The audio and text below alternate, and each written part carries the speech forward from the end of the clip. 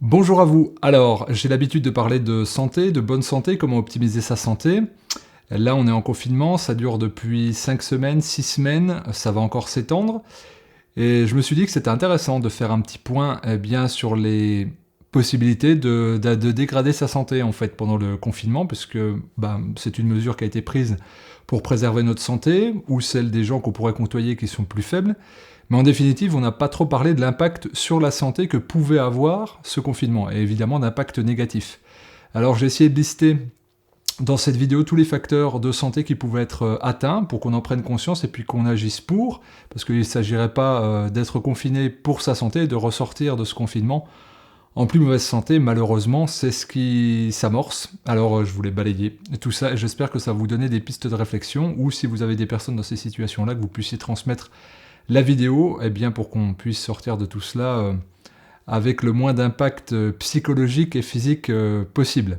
Alors, en effet, il y a des effets indésirables au confinement, c'est inévitable. Le premier, je pense que c'est clair, c'est celui sur lequel je mets l'accent depuis des années, depuis 7 ans que je fais des vidéos, et depuis 10 ans où je fais des conférences et des formations et des enseignements en école de naturopathie. Eh bien, c'est la nourriture.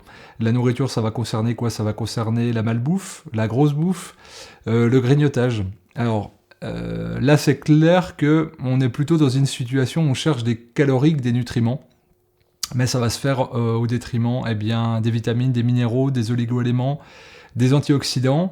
Et quand on voit les rayons qui sont le plus dévalisés, c'est pas les fruits, les légumes, les produits frais, c'est plutôt les féculents, les pâtes, le riz, les lentilles, enfin les légumineuses et les céréales sèches. Et ça, c'est un problème. Alors, ça serait pas un problème si c'était une semaine, 10 jours, mais là, sur 2 mois de confinement, ça peut être un gros souci. On va voir lesquels. Alors déjà, la première chose, c'est que ce sont des aliments extrêmement caloriques, puisque bourrés de glucides.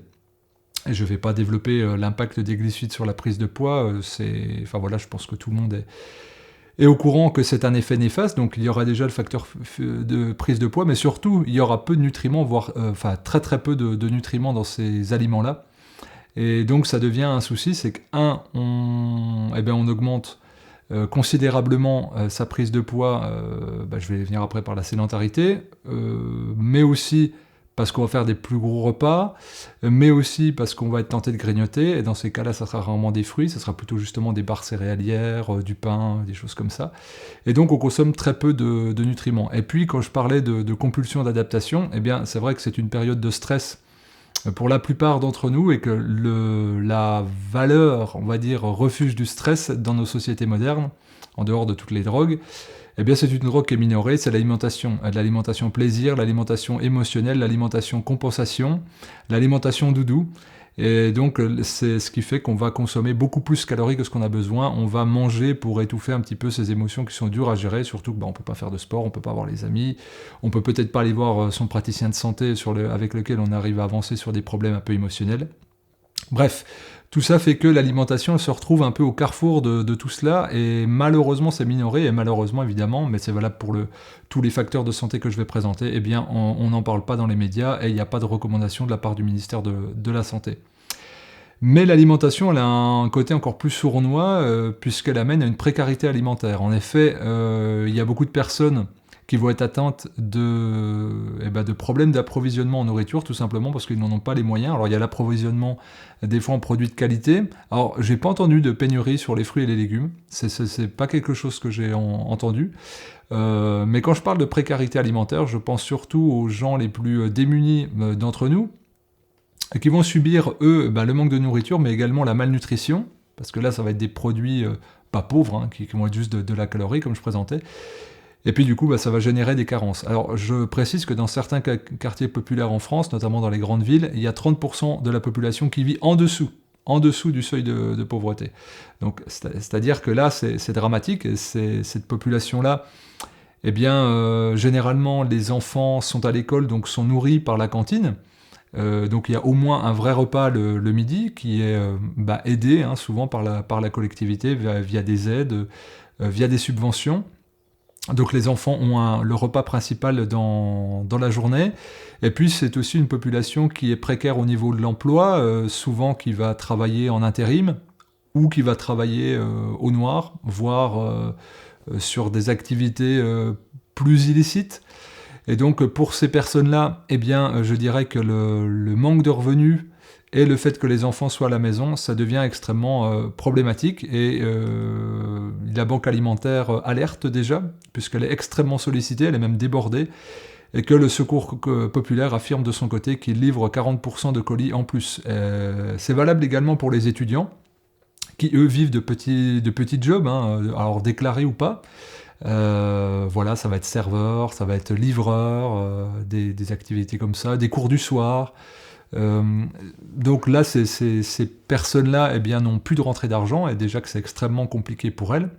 Alors si elles peuvent rentrer dans la famille, c'est très bien, puis si elles ne peuvent pas, ou s'ils sont étrangers, ben, c'est un problème. Donc l'aspect nourriture et santé dans ce confinement est extrêmement problématique, et n'est pas, de mon point de vue, assez mis en avant. Le deuxième facteur santé, c'est évidemment la sédentarité, j'en ai parlé un peu.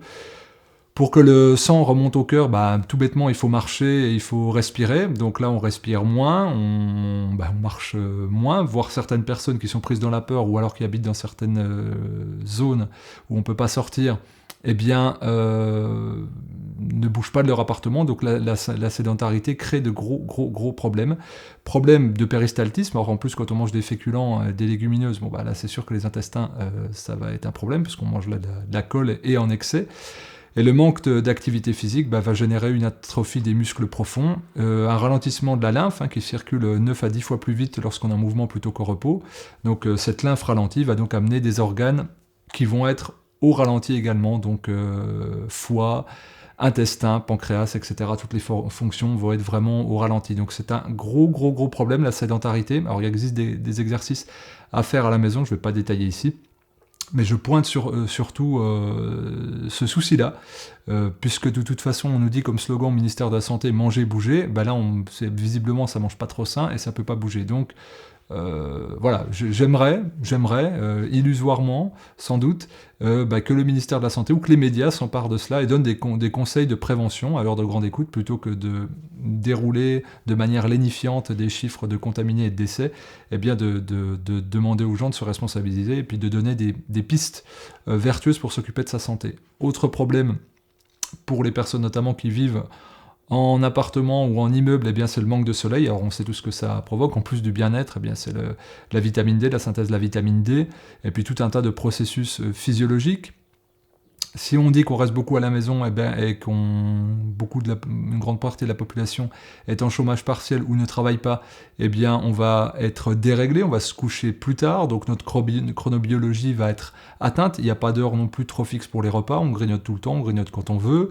On va passer beaucoup plus de temps devant les écrans, donc ce qui fait qu'on va avoir le cerveau beaucoup plus en onde bêta qu'en onde alpha. Que c'est épuisant, on sait que la lumière bleue est nocive pour la santé, on va consommer beaucoup plus de Wi-Fi, on va consommer plus de 4G, on va prendre les ondes des voisins, et puis on est connecté beaucoup, hein, vu qu'on peut pas voir beaucoup de monde, et puis qu'on s'ennuie, eh bien on est connecté. Donc évidemment, je vais pas détailler ici l'impact des ondes électromagnétiques, j'en ai fait suffisamment de vidéos, vous pouvez aller voir en archive pour voir, mais donc tout cela, évidemment, ce n'est pas bon. Et puis, il y a un facteur invisible, comme les ondes, qui s'appelle le stress, l'anxiété, l'angoisse, la peur de l'avenir, la peur de ce qui se passe, la peur de comment on va retravailler, la peur du déconfinement, la peur de la maladie, la peur de plus revoir ses proches, enfin bref. Et l'angoisse générée par les médias 24 heures sur 24. Donc évidemment, ça c'est un facteur de santé absolument effroyable, qui est en train d'être dégradé. Et puis nous pouvons penser également aux personnes qui sont sujettes à la dépression, et puis qui, on va dire, s'en sortaient en allant voir leur praticien de santé, mais également en faisant des promenades solitaires, ou en allant boire un coup de manière silencieuse dans les troquets, pour avoir, on va dire, un accompagnement sonore et visuel à leur dépression. Ces personnes-là, évidemment, se retrouvent dans un isolement et dans une détresse extrêmement importante. C'est pour ça que le SAMU social est en alerte permanente et qu'on voit une augmentation énorme des cas de suicide, où il y a une montée en flèche des appels sur le SAMU et donc même de la morgue. Autre point très négatif, eh bien, c'est l'air qui n'est pas suffisamment renouvelé. On est fait pour vivre au grand air. Et là, en étant confiné, on va dire, tout le monde n'a pas le réflexe d'ouvrir ses fenêtres beaucoup. Ou même s'il y a moins de pollution dehors, ce geste-là n'est pas toujours adopté. Donc c'est un gros souci. Et puis je parlais des personnes sujettes à la dépression, puis qui peuvent aller chercher le contact d'autrui, même s'il n'y a pas d'échange, pour se sentir vibrer humainement. Eh bien, on manque tous de relations sociales, évidemment, de voir nos proches, de voir notre famille. Évidemment, c'est un facteur de santé. Tout ce que je liste là, en définitive, c'est ce que l'hygiénisme aborde comme facteur de santé, et que là, ils sont tous revus à la baisse drastiquement, c'est-à-dire qu'il n'y a aucun levier qui est épargné. Alors, il y a le chiffre là qui a été donné, une fourchette de, en gros, 100 000 personnes souffriraient de la solitude totale en France. Donc, évidemment, pour ces personnes-là, c'est un gros souci. Je parlais d'hygiénisme, on a vu, là, il y a des études qui sont sorties, que c'est qu'il y a une hygiène qui est moindre chez les personnes, notamment les hommes, c'est comme ça. Et donc, voilà, qu'on ne s'occupe pas de son corps. Je parle pas de tout désinfecter au savon, mais simplement d'avoir un intérêt pour son corps, de se brosser, de se nettoyer, d'être propre. Donc voilà, en gros, il y a un laisser-aller, mais qui va peut-être avec le stress, la dépression, l'anxiété, etc., etc. Autre facteur aussi important, on sait que l'eau est prépondérante.